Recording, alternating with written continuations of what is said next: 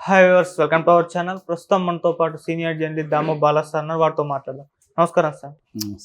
Sir, Sunitha Reddy ఈమెకు ప్రాణభయం ఉందని చెప్పేసి సైబర్ క్రైమ్ డీజీపీని వెళ్ళి కంప్లైంట్ చేయడం జరిగింది సార్. మరి నిజంగా తనకు ప్రాణహాని ఉందంటారా? ఎవరి దగ్గర నుంచి, మరి ఏం జరుగుతుందంటారు?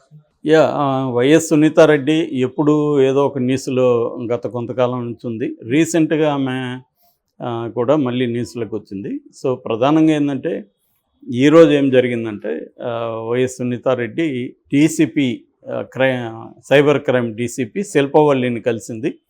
కలిసి ఇట్లా నాకు ప్రాణభయం ఉంది, కొంతమంది పోస్టుల్లో డైరెక్ట్గా నేను చంపేస్తామని పెడుతున్నారు అనేది ఆమె కంప్లైంట్ ఇచ్చింది. మరి ఆ పోస్టులు ఎవరు పెడుతున్నారు? జనరల్గా అయితే వైసీపీ వాళ్ళే పెట్టాలి, ఎందుకంటే ఆమెకి వ్యతిరేకంగా ఇంకెవరు ఉంటారు? లేదా ఆమెకి ఏమన్నా పర్సనల్ ఎనిమిస్ ఉన్నారా? ఎందుకంటే ఆమె దాదాపు 1-2 ఇయర్స్ నుంచి తీవ్రంగా అవినాష్ రెడ్డి ఫ్యామిలీకి యాంటీగా ఆమె గట్టిగా నిలబడింది ప్రధానంగా. ఎందుకంటే వాళ్ళ నాన్న వివేకానంద రెడ్డిని వాళ్ళే చంపారనేది ఆమె ఆరోపిస్తుంది.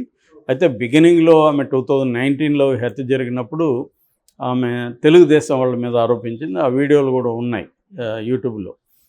క్లియర్గా తెలుగుదేశం వాళ్ళే, చంద్రబాబు, అక్కడ బీటెక్ రవి వీళ్ళు కుమ్మక్కై మా నాన్నని చంపారు, ఎందుకంటే మా నాన్న ఉంటే వాళ్ళు గెలవలేరు, ప్రధానంగా మా నాన్నకి అక్కడ బలం ఉంది, అందుకనే చంపారు అనేది ఆమె చెప్పింది. దాని తర్వాత యూటర్న్ తీసుకొని తెలుగుదేశం వాళ్ళకి ఏం సంబంధం లేదు, ఇది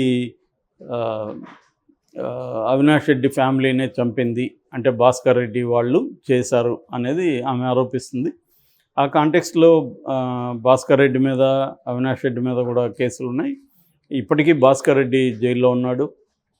దానికి సంబంధించి మిగతా ఎర్రగంగిరెడ్డి కావచ్చు, సునీల్ యాదవ్ కావచ్చు, ఉమాశంకర్ రెడ్డి కావచ్చు, దేవిరెడ్డి శివశంకర్ రెడ్డి కావచ్చు, ఉదయ్ కుమార్ రెడ్డి కావచ్చు, ఈయన భాస్కర్ రెడ్డి, వీళ్ళందరూ జైల్లో ఉన్నారు. అందులో 2 మాత్రమే బయట ఉన్నారు. ఒకరేమో దస్తగిరి, అక్యూజన్ నెంబర్ 4, అతను అప్రూవర్గా మారాడు కాబట్టి బెయిల్ మీద బయట ఉన్నాడు. ఈ మధ్యనే ఒక 8 నెలలు జైల్లో ఉండి అతను వేరే కేసులో జైల్లో ఉండి బయట వచ్చాడు. అతనికి సపోర్ట్గా కూడా సునీత గట్టిగా ఫైట్ చేస్తుంది. ఈవెన్ ఇతనికి సపోర్ట్గా కడప ఎస్పీని కూడా ఆ మధ్య కలిసి అతని మీద కేసు ఎత్తేమని కూడా డిమాండ్ చేస్తున్నాము.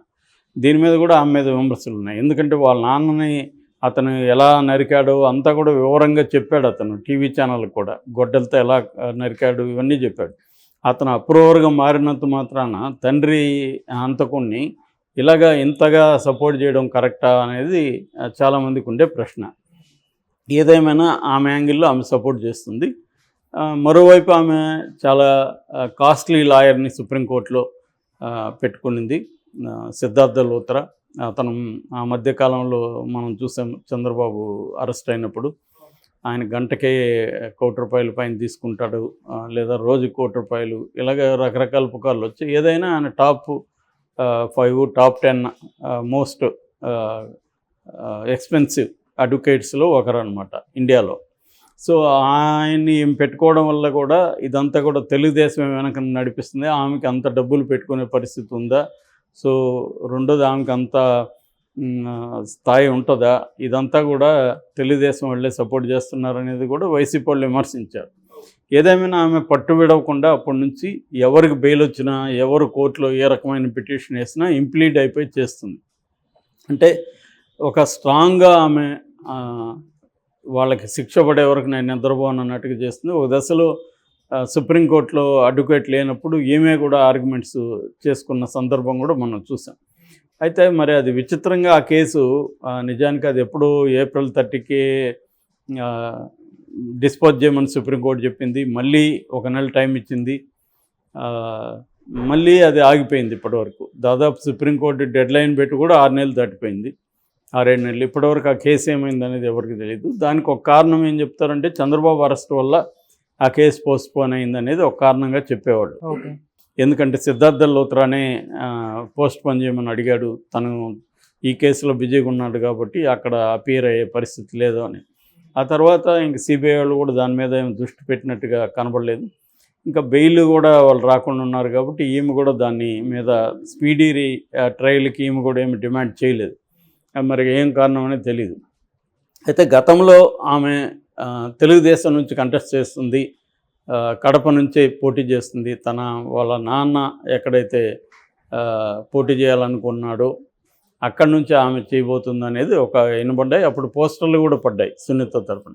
అయితే తెలుగుదేశం వాళ్ళు ఈ పోస్టర్లంతా కూడా వైసీపీనే వేసి కావాలనే గందరగోళం క్రియేట్ చేస్తుంది అనేది కూడా చెప్పారు. సో ఈ కాంటెక్స్ట్లో మొన్న సునీతారెడ్డి ఇడుపులపాయకి వెళ్ళి షర్మిలతో దాదాపు 2 గంటలు సమావేశమైంది. ఎందుకంటే గత కొంతకాలంగా షర్మిల అంటే ఆమె ఇప్పుడు కాంగ్రెస్లో పార్టీలో చేరి అన్నకు వ్యతిరేకంగా ఉంది, కానీ అంతకుముందు కూడా సునీత విషయంలో సునీతనే సపోర్ట్ చేస్తుంది.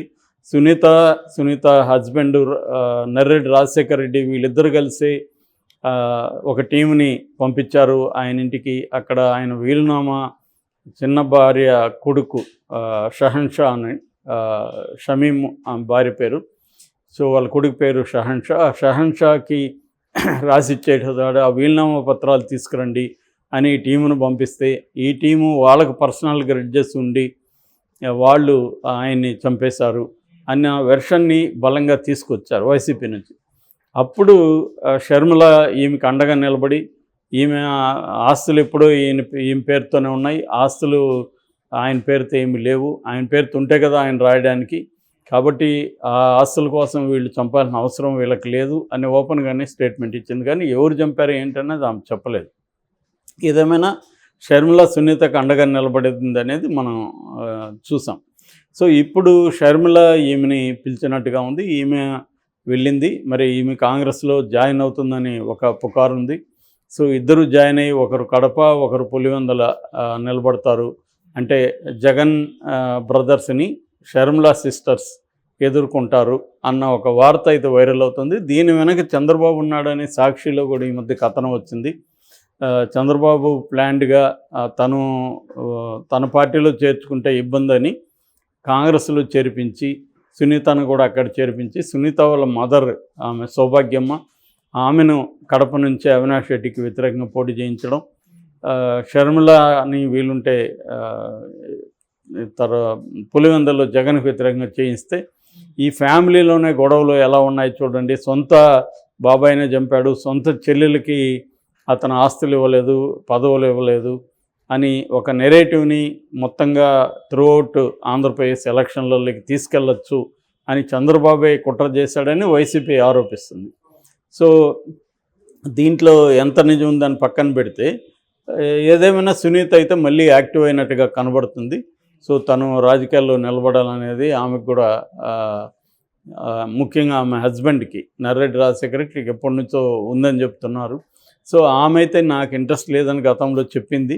సో ఇప్పుడేమన్నా మళ్ళీ ఆమె కంటెస్ట్ చేస్తుందా లేకపోతే ఆమె వాళ్ళ మదర్ సౌభాగ్యమ్మ చేస్తుందా అనేది తెలీదు. ఎందుకంటే ఆమెకి సునీతారెడ్డికి మన సిటిజన్షిప్ అమెరికాది ఉందని కూడా చెప్తున్నారు. అది ఎంతవరకు నిజమని తెలియదు. ఏదేమైనా ఆమె కంటెస్ట్ చేయకపోవచ్చు, సౌభాగ్యమ్మనే నిలబెట్టే అవకాశం ఉంది. ఎందుకంటే ఆమె కొంత సింపతి వచ్చే అవకాశం ఉంది. వివేకానంద రెడ్డిని చంపేశారు, నా హస్బెండ్ని చంపేశారు, నాకు న్యాయం చేయండి నా కోర్టుల్లో కానీ పోలీస్ స్టేషన్లో న్యాయం జరగలేదు, అందుకని ప్రజా కోర్టుల్లో తీర్చుకోవడానికి వచ్చాను అన్న ఒక నెరేటివ్ని ఆమె తీసుకెళ్లే అవకాశం ఉంది. ఆ రకంగా ఉన్నప్పుడు కొంత అవినాష్ రెడ్డికి కూడా ఇబ్బంది అవుతుంది. అంటే ఒక బాధితురాలు ఒక పక్క, హంతకుడుగా ముద్ర పడిన ఇతను ఒక పక్క. ఇటువంటి కాంటెక్స్ట్లో సింపతి ఏమన్నా వస్తే ఆమె గెలిచే అవకాశం ఉంది కదా అనేది ఒకటి. రెండోది ఈ ఆస్పెక్ట్ని మొత్తం స్టేట్ వైడ్గా కూడా చంద్రబాబు ఉపయోగించుకోవడానికి ప్లాన్ చేస్తున్నాడు అనేది ఒక పక్క. సో ఖచ్చితంగా ఎవరైనా ఇప్పుడు రాజకీయాలు అన్నాక ఏ ఆస్పెక్ట్ వచ్చినా ఎవరైనా ఉపయోగించుకుంటారు. దానికి చంద్రబాబు నిందించాల్సిన అవసరం లేదు. ఎందుకంటే జగన్ అయినా గతంలో 2019లో చంద్రబాబు హత్య చేశాడని ఉపయోగించుకోలేదా, నారాసుర రక్త చరిత్రని బుక్ వేయలేదా? కాబట్టి ఇప్పుడు అదే అంశాన్ని తనకు ఉపయోగపడితే చంద్రబాబు ఎందుకు ఉపయోగించుకోడు? అదే అంశం కాదు, ఏ అంశం ఉపయోగపడినా ఎవ్రీ పొలిటికల్ పార్టీ ఉపయోగించుకుంటుంది. ఆ రకంగా ఉపయోగించుకుంటారు ఖచ్చితంగా, దాంట్లో నో డౌట్.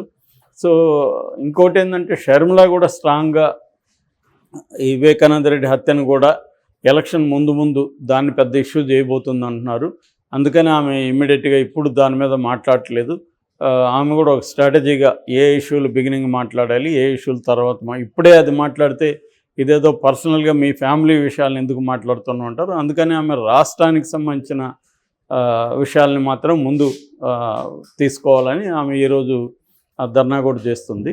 సో ఈ కాంటెక్స్లో సునీతారెడ్డికి మరి ప్రాణభయం నిజంగా ఉందా అనేది ఇప్పుడు సైబర్ క్రైమ్ వాళ్ళు తేల్చాలి. ఎవరి నుంచి ఉంది ఆమె ప్రాణభయం. Thank you so much.